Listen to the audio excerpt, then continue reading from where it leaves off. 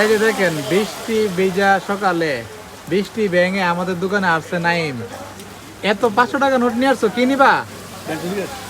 ব্যঞ্জন সিগারেট নিবা? কার জন্য? তোমার বসের জন্য? যাক, তাহলে আমাদের দোকানে নাইম আসছে ব্যঞ্জন সিগারেট নেওয়ার জন্য, তার বসের জন্য। এদিকে তাকাও না। তাহলে তুমি কি অবস্থা আসনি? ভালোই ভালোই। এখানে ছাতিরা দিয়ে তো তোমার সুন্দর লাগতেছে।